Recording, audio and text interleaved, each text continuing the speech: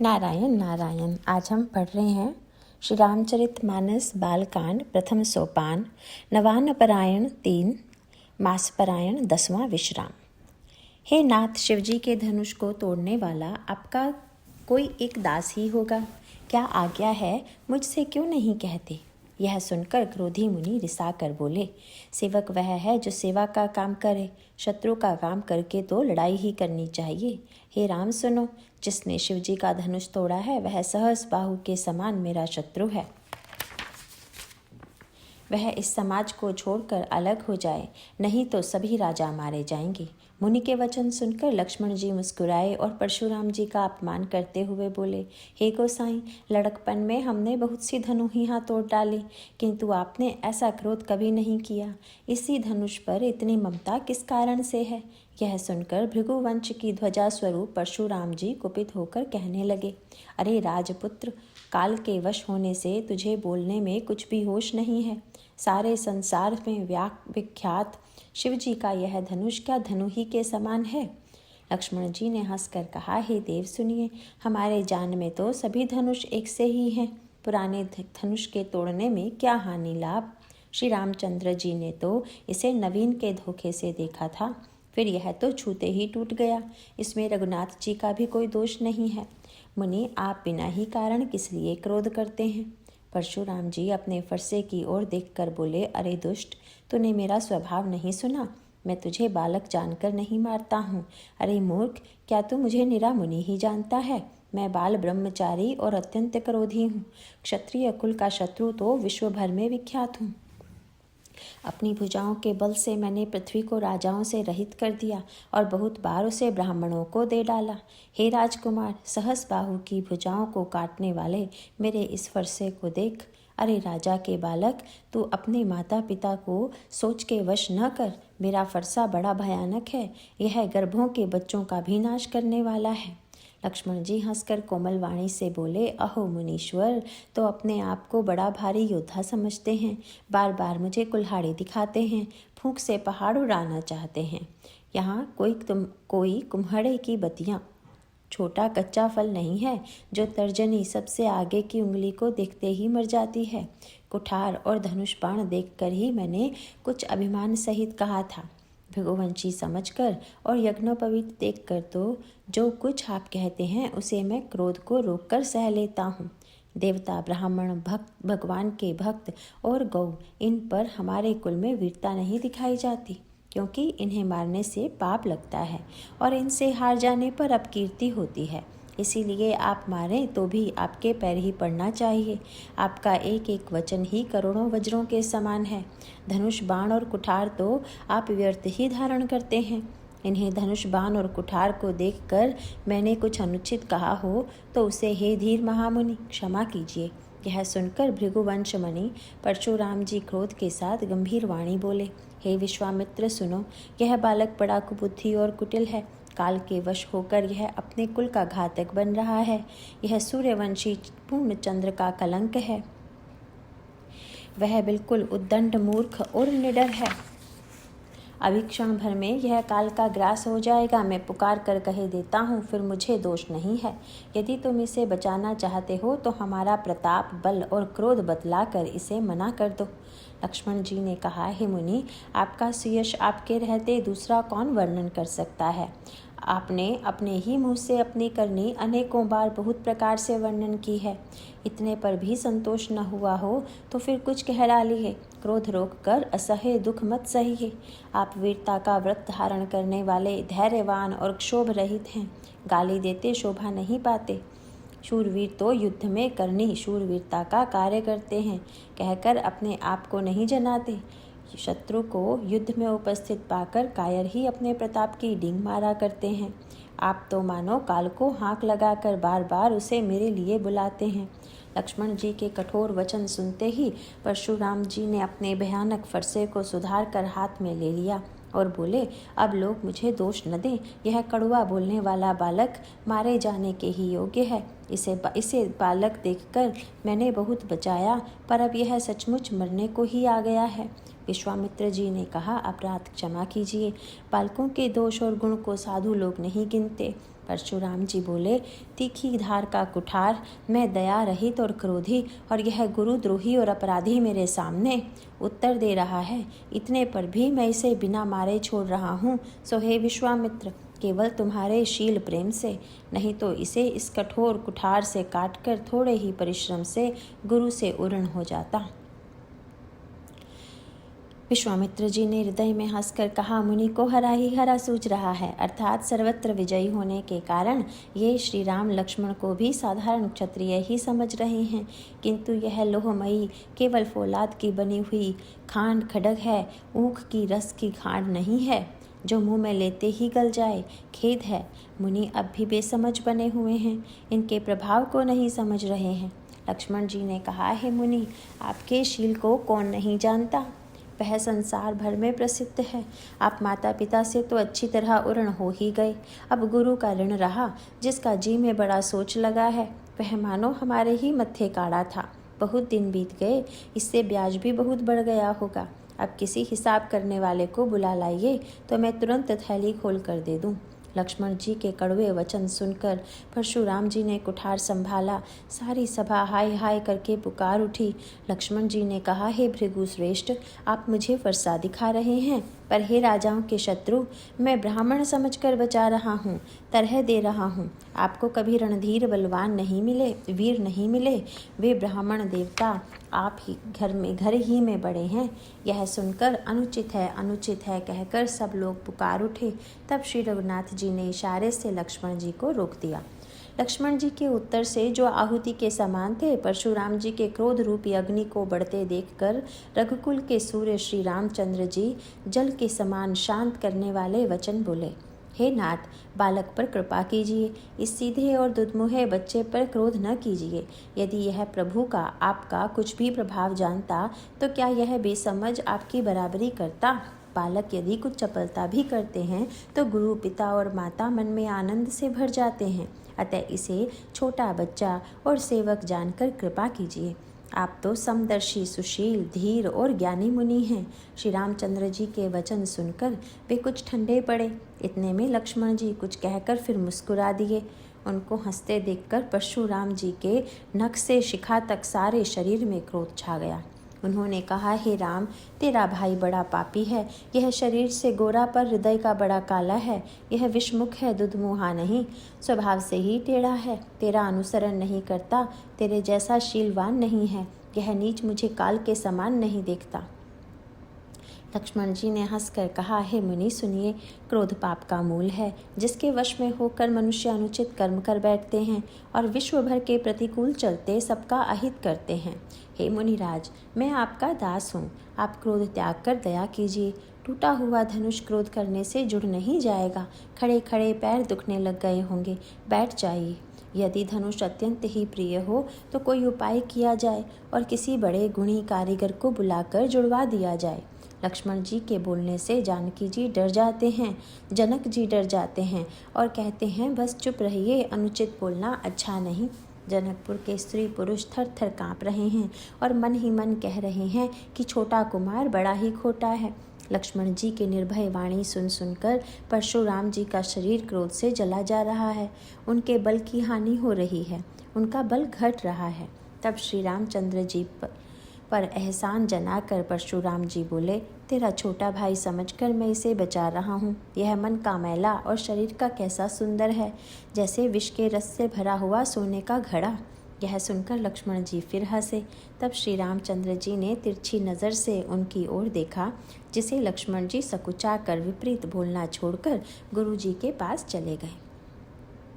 श्री रामचंद्र जी दोनों हाथ जोड़कर अत्यंत विनय के साथ कोमल और शीतल वाणी बोले, हे नाथ सुनिए, आप तो स्वभाव से ही सुजान हैं। आप बालक के वचन पर कान न कीजिए, उसे सुना अनसुना कर दीजिए।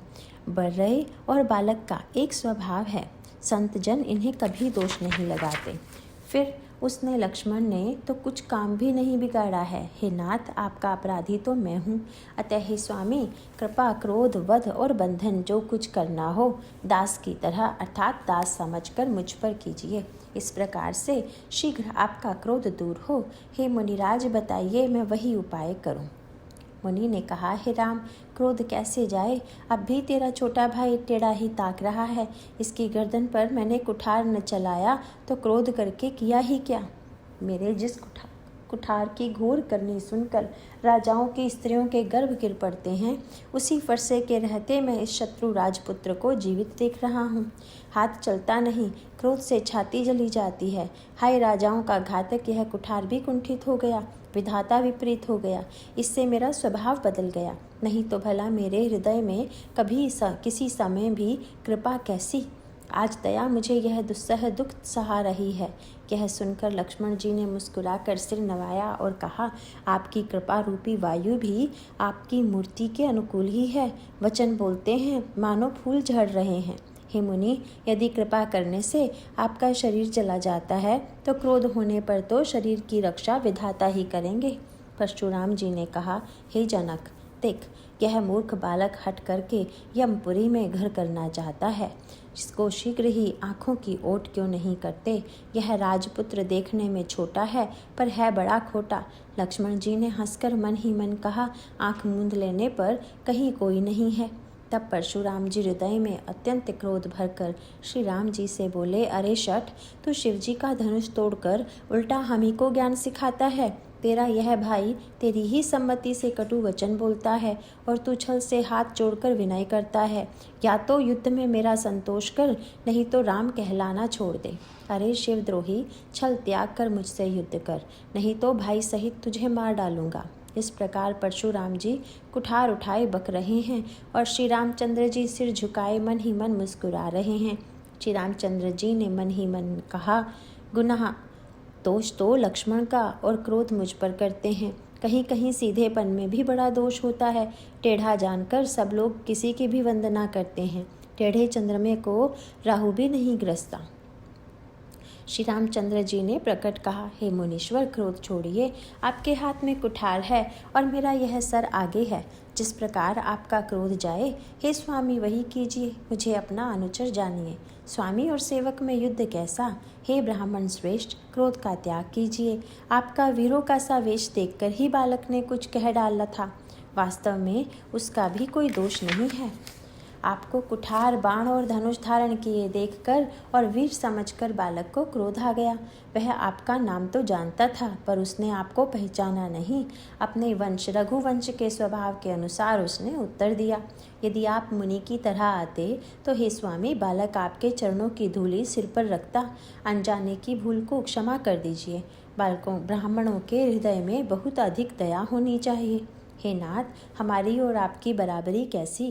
कहिए न, कहाँ चरण और कहाँ मस्तक, कहाँ मेरा राम मात्र छोटा सा नाम और कहाँ आपका परशु सहित बड़ा नाम। हे देव, हमारे तो एक ही गुण धनुष है और आपके परम पवित्र शम, दम, तप, शौच, क्षमा, सरलता, ज्ञान, विज्ञान और आस्तिकता, ये 9 गुण हैं। हम तो सब प्रकार से आपसे हारे हैं। हे विप्र, हमारे अपराधों को क्षमा कीजिए।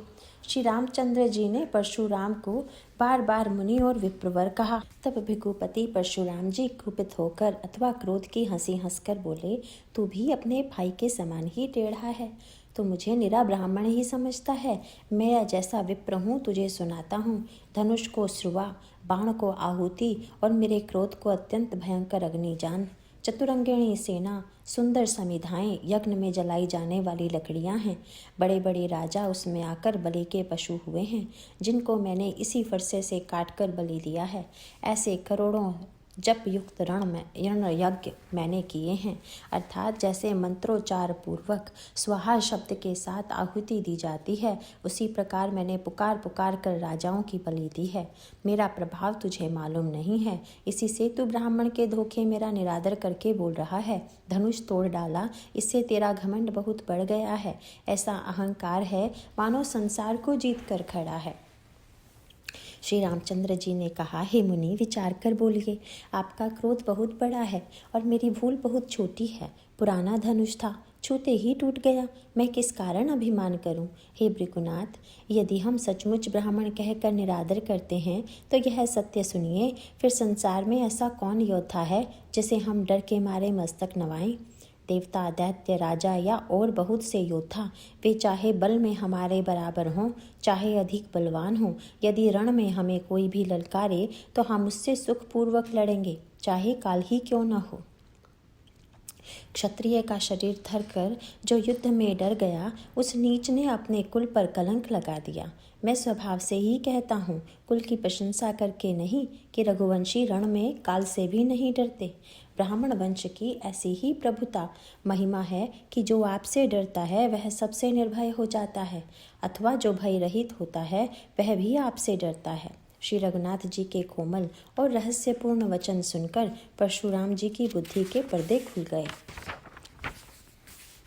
परशुराम जी ने कहा, हे राम, हे लक्ष्मीपति, धनुष को हाथ में अथवा लक्ष्मीपति विष्णु का धनुष लीजिए और इसे खींचिए, जिससे मेरा संदेह मिट जाए। परशुराम जी धनुष देने लगे, तब वह आप ही चला गया। तब परशुराम जी के मन में बड़ा आश्चर्य हुआ। तब उन्होंने श्री राम जी का प्रभाव जाना, जिसके कारण उनका शरीर पुलकित और प्रफुल्लित हो गया। वे हाथ जोड़कर वचन बोले, प्रेम उनके हृदय में समाता न था। हे रघुकुल रूपी कमल वन के सूर्य, हे राक्षसों के कुल रूपी घने जंगल को जलाने वाली अग्नि, आपकी जय हो। हे देवता, ब्राह्मण और गौ का हित करने वाले, आपकी जय हो। हे मद, मोह, क्रोध और भ्रम को हरने वाले, आपकी जय हो। हे विनयशील, कृपा आदि गुणों के समुद्र और वचनों की रचना में अत्यंत चतुर, आपकी जय हो। हे सेवकों को सुख देने वाले, सब अंगों से सुंदर और शरीर में करोड़ों कामदेवों की छवि धारण करने वाले, आपकी जय हो। मैं एक मुख से आपकी क्या प्रशंसा करूं। हे महादेव जी के मन रूपी मान सरोवर के हंस, आपकी जय हो। मैंने अनजान में आपको बहुत से अनुचित वचन कहे। हे क्षमा के मंदिर दोनों भाई, मुझे क्षमा कीजिए। हे रघुकुल के पताका स्वरूप श्री रामचंद्र जी, आपकी जय हो, जय हो, जय हो। ऐसा कहकर परशुराम जी तप के लिए वन को चले गए। यह देखकर दुष्ट राजा लोग बिना ही कारण के मन कल्पित डर से रामचंद्र जी से तो परशुराम जी भी हार गए। हमने इनका अपमान किया था, अब कहीं ये उसका बदला न ले लें, इस व्यर्थ के डर से डर गए और वे कायर चुपके से जहाँ तहाँ भाग गए। देवताओं ने नगाड़े बजाए, वे प्रभु के ऊपर फूल बरसाने लगे। जनकपुर के स्त्री पुरुष सब हर्षित हो गए। उनका मोहमय अज्ञान से उत्पन्न शूल मिट गया। खूब जोर से बाजे बजने लगे। सभी ने मनोहर मंगल साज सजे, सुंदर मुख और सुंदर नेत्रों वाली तथा कोयल के समान मधुर बोलने वाली स्त्रियां झुंड के झुंड मिलकर सुंदर गान करने लगी। जनक जी के सुख का वर्णन नहीं किया जा सकता, मानो जन्म का दरिद्री धन का खजाना पा गया हो। सीता जी का भय जाता रहा। वे ऐसी सुखी हुई कि चंद्रमा के उदय होने से चकोर की कन्या सुखी होती है। जनक जी ने विश्वामित्र जी को प्रणाम किया और कहा, प्रभु ही की कृपा से श्री रामचंद्र जी ने धनुष तोड़ा है। दोनों भाइयों ने मुझे कृतार्थ कर दिया। हे स्वामी, अब सो उचित हो सो कहिए। मुनि ने कहा, हे चतुर नरेश, सुनो, यूं तो विवाह धनुष के अधीन था, धनुष के टूटते ही विवाह हो गया। देवता, मनुष्य और नाग, यह सबको मालूम है। तथापि तुम जाकर अपने कुल का जैसा व्यवहार हो, ब्राह्मणों, कुल के बूढ़ों और गुरुओं से पूछकर, और वेदों में वर्णित जैसा आचार हो वैसा करो। जाकर अयोध्या को दूत भेजो जो राजा दशरथ को बुला लावें। राजा ने प्रसन्न होकर कहा, हे कृपालु, बहुत अच्छा, और उसी समय दूतों को बुलाकर भेज दिया। फिर सब महाजनों को बुलाया और सब ने आकर राजा को आदरपूर्वक सिर नवाया। राजा ने कहा, बाजार, रास्ते, घर, देवालय और सारे नगर को चारों ओर से सजाओ। महाजन प्रसन्न होकर चले और अपने अपने घर आए। फिर राजा ने नौकरों को बुला भेजा और उन्हें आज्ञा दी कि विचित्र मंडप सजाकर तैयार करो। यह सुनकर वे सब राजा के वचन सिर पर धरकर और सुख पाकर चले। उन्होंने अनेक कारीगरों को बुला भेजा जो मंडप बनाने में कुशल और चतुर थे।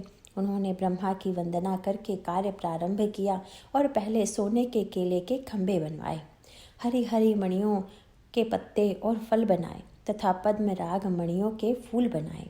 मंडप की अत्यंत विचित्र रचना देखकर ब्रह्मा का भी मन भी भूल गया।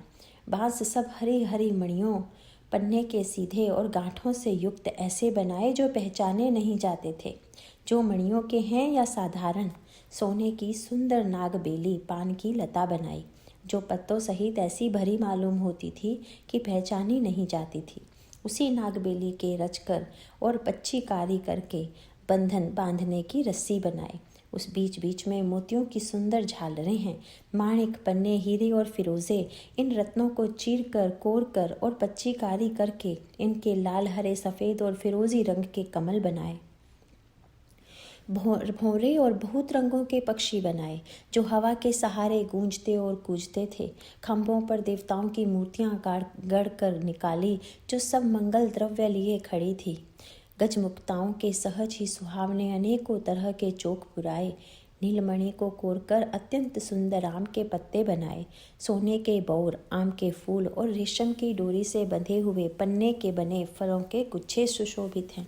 ऐसे सुंदर और उत्तम बंधनवार बनाए मानो कामदेव ने फंदे सजाए हों। अनेकों मंगल कलश और सुंदर ध्वजा, पताका, पर्दे और चमर बनाए जिसमें मणियों के अनेकों सुंदर दीपक हैं।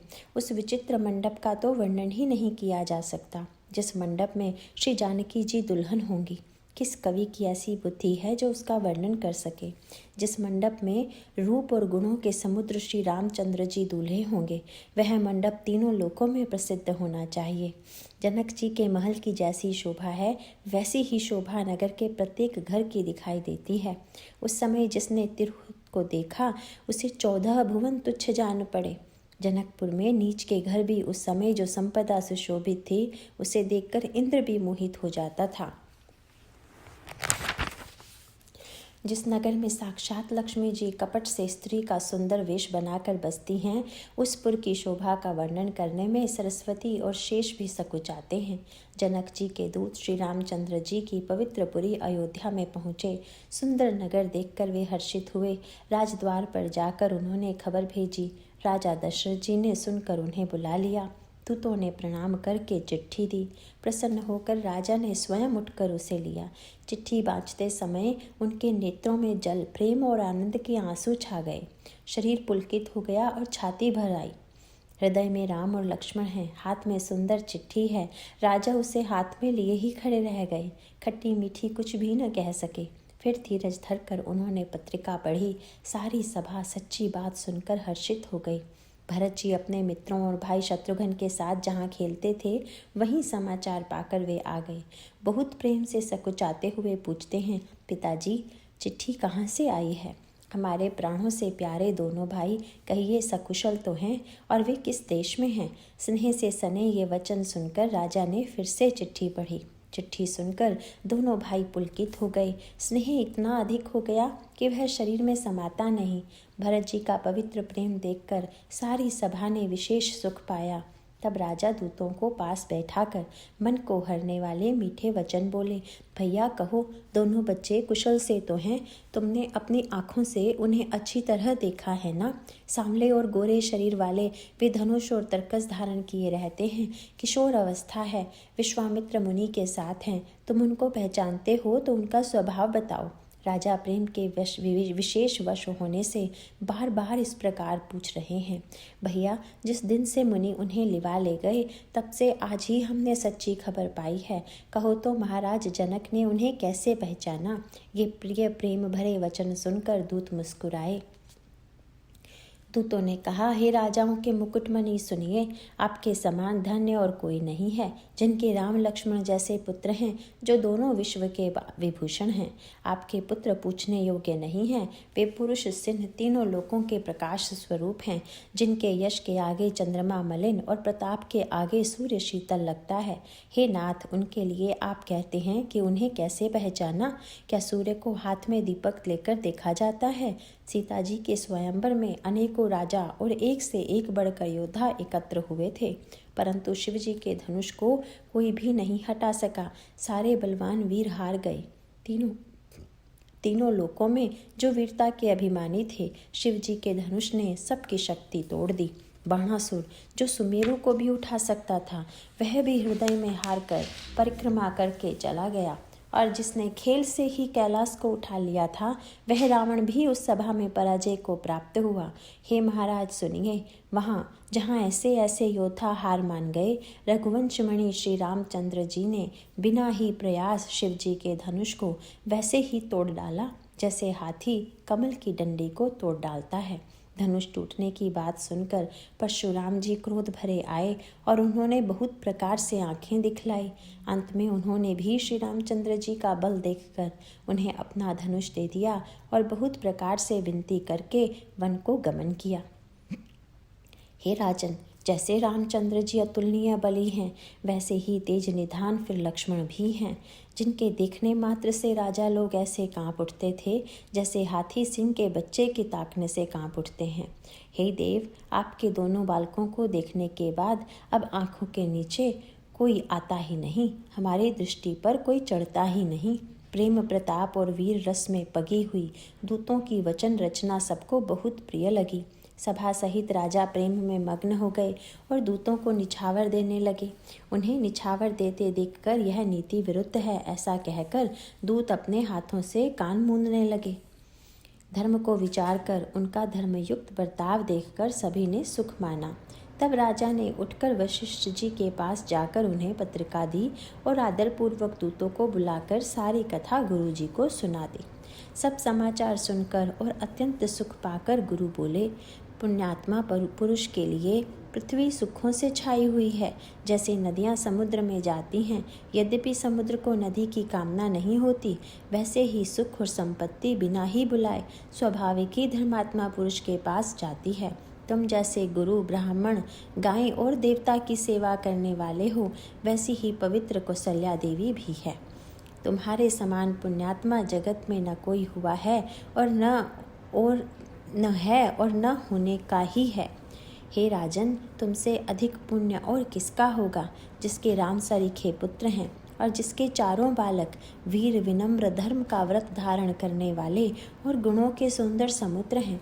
तुम्हारे लिए सभी कालों में कल्याण है, अतएव डंका बजवा कर बारात सजाओ और जल्दी चलो। गुरु जी के ऐसे वचन सुनकर हे नाथ बहुत अच्छा कहकर और सिर नवाकर तथा दूतों को डेरा दिलवाकर राजा महल में गए। राजा ने सारे रनिवास को बुलाकर जनक जी की पत्रिका बाँचकर सुनाई। समाचार सुनकर सब रानियां हर्ष से भर गईं। राजा ने फिर दूसरी सब बातों का जो दूतों के मुख से सुनी थी वर्णन किया। प्रेम में प्रफुल्लित हुई रानियां ऐसी सुशोभित हो रही हैं जैसे मोरनी बादलों की गरज सुनकर प्रफुल्लित होती है। बड़ी बूढ़ी अथवा गुरुओं की स्त्रियां प्रसन्न होकर आशीर्वाद दे रही हैं। माताएं अत्यंत आनंद में मग्न हैं। उस अत्यंत प्रिय पत्रिका को आपस में लेकर सब हृदय से लगाकर छाती शीतल करती हैं। राजाओं में श्रेष्ठ दशरथ जी ने श्री राम लक्ष्मण की कीर्ति और करनी का बारंबार वर्णन किया। यह सब मुनि की कृपा है ऐसा कहकर वे बाहर चले आए। तब रानियों ने ब्राह्मणों को बुलाया और आनंद सहित उन्हें दान दिए। श्रेष्ठ ब्राह्मण आशीर्वाद देते हुए चले। फिर भिक्षुकों को बुलाकर करोड़ों प्रकार की निछावरें उनको दी। चक्रवर्ती महाराज दशरथ के चारों पुत्र चिरंजीवी हों, यूँ कहते हुए वे अनेक प्रकार के सुंदर वस्त्र पहन कर चले। आनंदित होकर नगाड़े वालों ने बड़े जोर से नगाड़ों पर चोट लगाई। सब लोगों ने जब यह समाचार पाया तब घर घर बधावे होने लगे। 14 लोकों में उत्साह भर गया कि जानकी जी और श्री रघुनाथ जी का विवाह होगा। यह शुभ समाचार पाकर लोग प्रेम मग्न हो गए और रास्ते, घर तथा गलियां सजाने लगे। यद्यपि अयोध्या सदा सुहावनी है क्योंकि वह श्री राम जी की मंगलमयी पवित्र पुरी है, तथापि प्रीति पर प्रीति होने से वह सुंदर मंगल रचना से सजाई गई।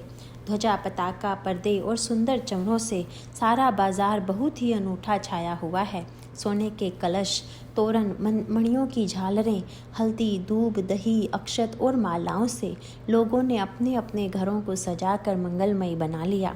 गलियों को चतुर्सम से सींचा और द्वारों पर सुंदर चौक पुराए। चंदन, केशर, कस्तूरी और कपूर से बने हुए एक सुगंधित द्रव को चतुर्सम कहते हैं।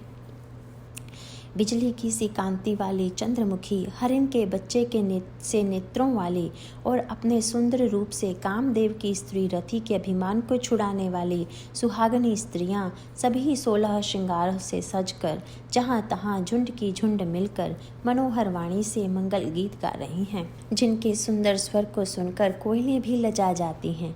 राजमहल का वर्णन कैसे किया जाए, जहाँ विश्व को विमोहित करने वाला मंडप बनाया गया है। अनेकों प्रकार के मनोहर मांगलिक पदार्थ शोभित हो रहे हैं और बहुत से नगाड़े बज रहे हैं। कहीं भाट विरुदावली कुल कीर्ति का उच्चारण कर रहे हैं और कहीं ब्राह्मण वेद ध्वनि कर रहे हैं। सुंदर स्त्रियां श्री राम जी और श्री सीता जी का नाम ले लेकर मंगल गीत गा रही हैं। उत्साह बहुत है और महल अत्यंत ही छोटा है। इससे उसमें न समाकर मानो वह उत्साह आनंद चारों ओर उमड़ चला है। दशरथ के महल की शोभा का वर्णन कौन कवि कर सकता है, जहाँ समस्त देवताओं के शिरोमणि रामचंद्र जी ने अवतार लिया है। फिर राजा ने भरत जी को बुला लिया और कहा कि जाकर घोड़े, हाथी और रथ सजाओ, जल्दी रामचंद्र जी की बारात में चलो। यह सुनते ही दोनों भाई भरत जी और शत्रुघ्न जी आनंदवश पुलक से भर गए। भरत जी ने सब साहनी घुड़साल के अध्यक्ष बुलाए और उन्हें घोड़ों को सजाने की आज्ञा दी और वे प्रसन्न होकर उठ दौड़े। उन्होंने रुचि के साथ यथा योग्य जीने कसकर घोड़े सजाए। रंग रंग के उत्तम घोड़े शोभित हो गए। सब घोड़े बड़े ही सुंदर और चंचल करनी चाल के हैं। वे धरती पर ऐसे पैर रखते हैं कि जैसे जलते हुए लोहे पर रखते हों। अनेकों जाति के घोड़े हैं जिनका वर्णन नहीं हो सकता। ऐसी तेज चाल के हैं मानो हवा का निरादर करके उड़ना चाहते हैं। उन सब घोड़ों पर भरत जी के समान अवस्था वाले सब छैल छबीले राजकुमार सवार हुए। वे सभी सुंदर हैं और सब आभूषण धारण किए हुए हैं। उनके हाथों में बाण और धनुष हैं और कमर में भारी तरकस बंधे हैं। सभी चुने हुए छबीले छैल शूरवीर चतुर और नवयुवक हैं। प्रत्येक सवार के साथ 2 पैदल सिपाही हैं जो तलवार चलाने की कला में बड़े निपुण हैं। शूरता का बाणा धारण किए हुए रणधीर वीर सब निकलकर नगर के बाहर आ खड़े हुए। वे चतुर अपने घोड़े को तरह तरह की चाल से फेर रहे हैं और फिर भेरी तथा नगाड़ों की आवाज़ सुन सुनकर प्रसन्न हो रहे हैं। सारथियों ने ध्वजा, पताका, मणि और आभूषणों को लगाकर रथों को बहुत विलक्षण बना दिया। उनमें सुंदर चंवर लगे हैं और घंटियां सुंदर शब्द कर रही हैं। वे रथ इतने सुंदर हैं मानो सूर्य के रथ की शोभा को छीने लेते हैं। अनगिनत श्याम कर्ण घोड़े थे।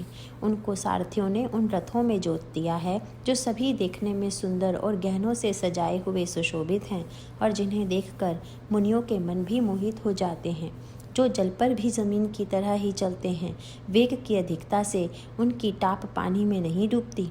अस्त्र शस्त्र और सब साज सजाकर सारथियों ने रथियों को बुला लिया। रथों पर चढ़ चढ़कर बारात नगर के बाहर जुटने लगी। जो जिस काम के लिए जाता है सभी को सुंदर शकुन होते हैं। श्रेष्ठ हाथियों पर सुंदर अंबारियां पड़ी हैं। वे जिस प्रकार सजाई गई थी सो कहा नहीं जा सकता। मतवाले हाथी घंटों से सुशोभित होकर घंटे बजाते हुए चले, मानो सावन के सुंदर बादलों के समूह गरजते हुए जा रहे हों। सुंदर पालकियां, सुख से बैठने योग्य तामजान जो कुर्सी नुमा होते हैं और रथ आदि और भी अनेकों प्रकार की सवारियां हैं। उन पर श्रेष्ठ ब्राह्मणों के समूह चढ़कर चले, मानो सब वेदों के छंद ही शरीर धारण किए हुए हों। मागध, सूत, भाट और गुण गाटने वाले सब जो जिस योग्य थे वैसी सवारी पर चढ़कर चले। बहुत जातियों के खच्चर, ऊंट और बैल असंख्यों प्रकार की वस्तुएं लाद लाद कर चले। कहार करोड़ों कांवरे लेकर चले। उनमें अनेकों प्रकार की इतनी वस्तुएं थी कि जिनका वर्णन कौन कर सकता है। सब सेवकों के समूह अपना अपना साज समाज बनाकर चले। सबके हृदय में अपार हर्ष है और शरीर पुलक से भरे हैं। सबको एक ही लालसा लगी है कि हम श्री राम लक्ष्मण दोनों भाइयों को नेत्र भर कर कब देखेंगे। हाथी गरज रहे हैं, उनके घंटों की भीषण ध्वनि हो रही है। चारों ओर रथों की घरघराहट और घोड़ों की हिनहिनाहट हो रही है। बादलों का निरादर करते हुए नगाड़े घोर शब्द कर रहे हैं। किसी को अपनी पराई कोई बात कानों से सुनाई नहीं देती। राजा दशरथ के दरवाजे पर इतनी भारी भीड़ हो रही है कि वहाँ पत्थर फेंका जाए तो वह भी पिसकर धूल हो जाए। अटारियों पर चढ़ी स्त्रियां मंगल थालों में आरती लिए देख रही हैं और नाना प्रकार के मनोहर गीत गा रही हैं। उनके अत्यंत आनंद का बखान नहीं हो सकता। तब सुमंत्र जी ने 2 रथ सजाकर उनमें सूर्य के घोड़ों को भी मात करने वाले घोड़े जूते। दोनों सुंदर रथ वे राजा दशरथ के पास ले आए, जिनकी सुंदरता का वर्णन सरस्वती से भी नहीं हो सकता। एक रथ पर राजसी सामान चढ़ा सजाया गया और दूसरा, जो तेज का पुंज और अत्यंत ही शोभायमान था, उस सुंदर रथ पर राजा वशिष्ठ जी को हर्षपूर्वक चढ़ाकर फिर स्वयं शिव, गुरु, गौरी, पार्वती और गणेश जी का स्मरण करके दूसरे रथ पर चढ़े। वशिष्ठ जी के साथ जाते हुए राजा दशरथ जी कैसे शोभित हो रहे हैं, जैसे देवगुरु बृहस्पति जी के साथ इंद्र हों। वेद की विधि से और कुल की रीति के अनुसार सब कार्य करके तथा सबको सब प्रकार से सजे देखकर श्री रामचंद्र जी का स्मरण करके गुरु की आज्ञा पाकर पृथ्वीपति दशरथ जो शंख बजाकर चले। बारात देखकर देवता हर्षित हुए और सुंदर मंगलदायक फूलों की वर्षा करने लगे। बड़ा शोर मच गया, हाथी और घोड़े गरजने लगे। आकाश में और बारात में दोनों जगह बाजे बजने लगे। देवांगनाएं और मनुष्यों की स्त्रियां सुंदर मंगल गान करने लगी और रसीले राग से शहनाइयां बजने लगी। घंटे घंटियों की ध्वनि का वर्णन नहीं हो सकता। पैदल चलने वाले सेवक गण अथवा पट्टेबाज कसरत के खेल कर रहे हैं और फहरा रहे हैं। आकाश में ऊंचे उछलते हुए जा रहे हैं। हंसी करने में निपुण और सुंदर गाने में चतुर विदूषक मस्खरे तरह तरह के तमाशे कर रहे हैं। सुंदर राजकुमार मृदंग और नगाड़े के शब्द सुनकर घोड़ों को उन्हीं के अनुसार उस प्रकार नचा रहे हैं कि वे ताल के बंधान से जरा भी नहीं डिगते। चतुर नट चकित होकर यह देख रहे हैं। बारात ऐसी बनी है कि उसका वर्णन करते नहीं बनता। सुंदर शुभदायक शकुन हो रहे हैं। नीलकंठ पक्षी बाईं ओर चारा ले रहा है, मानो संपूर्ण मंगलों की सूचना दे रहा हो। दाहिनी ओर कौवा सुंदर खेत में शोभा पा रहा है। नेवले का दर्शन भी सब किसी ने पाया। 3 प्रकार की शीतल मंद सुगंधित हवा अनुकूल दिशा में चल रही है। श्रेष्ठ सुहागनी स्त्रियां भरे हुए घड़े और गोद में बालक लिए आ रही हैं। लोमड़ी फिर फिर कर बार बार दिखाई दे जाती है। गायें सामने खड़ी बछड़ों को दूध पिलाती हैं। हरणों की टोली बाईं ओर से घूमकर दाहिनी ओर आई, मानो सभी मंगलों का समूह दिखाई दिया। क्षेम करी सफेद सिर वाली चील विशेष रूप से क्षेम कल्याण कह रही है। श्यामा बाईं ओर से सुंदर पेड़ पर दिखाई पड़ी। दही मछली और 2 विद्वान ब्राह्मण हाथ में पुस्तक लिए हुए सामने आए। सभी मंगलमय, कल्याणमय और मनोवांछित फल देने वाले शकुन मानो सच्चे होने के लिए एक ही साथ आए हों। स्वयं सगुण ब्रह्म जिनके सुंदर पुत्र हैं, उसके लिए सब मंगल शकुन सुलभ हैं। जहाँ श्री रामचंद्र जी सरीखे दूल्हा और सीता जी जैसी दुल्हन हैं तथा दशरथ जी और जनक जी जैसे पवित्र समधी हैं, ऐसा ब्याह सुनकर मानो सभी शकुन नाच उठे और कहने लगे, अब ब्रह्मा जी ने हमको सच्चा कर दिया। इस तरह बारात ने प्रस्थान किया। घोड़े हाथी गरज रहे हैं और नगाड़ों पर चोट लग रही है। सूर्यवंश के पताका स्वरूप दशरथ जी को आते हुए जानकर जनक जी ने नदियों पर पुल बंधवा दिए। बीच बीच में ठहरने के लिए सुंदर घर पड़ाव बनवा दिए, जिनमें देवलोक के समान संपदा छाई है और जहां बारात के सब लोग अपने अपने मन की पसंद के अनुसार सुहावने उत्तम भोजन, बिस्तर और वस्त्र पाते हैं। मन के अनुकूल नित्य नए सुखों को देखकर सभी बारातियों को अपने घर भूल गए। बड़े जोर से बजते हुए नगाड़ों की आवाज़ सुनकर श्रेष्ठ बारात को आती हुई जानकर अगवानी करने वाले हाथी, रथ, पैदल और घोड़े सजाकर बारात लेने चले। नारायण नारायण। मास परायण 10वां विश्राम।